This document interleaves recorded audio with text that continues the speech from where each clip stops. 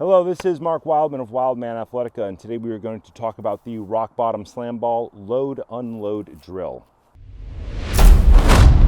Load unload drills are fun, but they are also very useful. They help us work on our useful work capacity with intermediate weights. We've talked a lot about these in the past. We're using the back of our truck in order to put things in. If you have a gym, you can set things on top of gym boxes. There's a bunch of other variations that we will talk about when we're actually in gyms. Today we're using a Living Fit 70-pound slam ball. Slam balls are orbs. They're squishy orbs. Barbells are designed to be lifted easily. Dumbbells are designed to be lifted easily. Kettlebells are designed to be lifted easily for time. Clubs are designed to be swung. Slam balls are big round objects. They are another form of odd object lifting. They are hard to lift. You cannot get full grip confirmation on them. You have to do fun things like squeeze them in order to pick them up. I find it to be much closer to the real world than something like barbell training. I load and unload a lot of firewood in my life. Slam balls mimic that, but don't replicate that exactly. The goal of all training is that it needs to be measurable in some way. So if we can alter the apparatus or alter the weight, we can build programs to mathematically get better at our work capacity. If you have watched our slam ball series, you will see the origin of this drill. We are gonna start in a rock bottom position, and we are gonna put our elbows inside of our knees, feet pointed straight ahead, crown to coccyx alignment straight. We are going to do a crazy bicep curl to get the weight up to our slam ball rack position. Hold underneath the ball, get your fingers underneath. Use your elbows and your knees as pivot points. Get the weight all the way up. Verticalize the spine as straight as possible. Drive up through your heels. Then we're going to move it to the truck. Get it down into the truck without breaking anything. Then the fun part. Grab, roll off. I love that part. It's my favorite part. Get down to the bottom. Get the weight up. Lock out. Get it to the truck. Pull it off.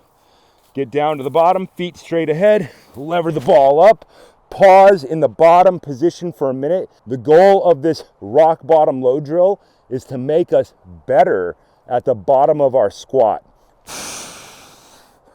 And get it all the way in the truck. People in the Western world are not fantastic at the rock bottom position. You will hear this called an Asian squat in various forms of training. People resting at the bottom of their squat. An exercise like this loads us in the bottom position, which means all the muscles in our rock bottom position fire. They are now all under load in this extreme range of movement. This is not an extreme range of movement. This is a 100% perfectly natural human range of movement. Everybody should be able to accomplish this task if you have 2 arms, 2 legs, and a body that generally functions correctly. I've had 3 knee surgeries. If you haven't had knee surgeries, your tailbone should graze the ground. You should get all the way down. Picking up a slam ball in this position, there's no way out. This is a core destroyer. Core hip integration with spinal alignment. Getting better alignment with an intermediate weight allows people to lift heavier weights easier.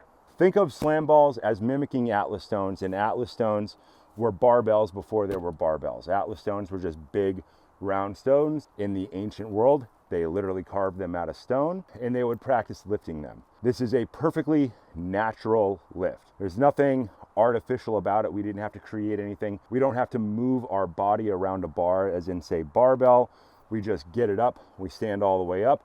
At the top, we squeeze everything.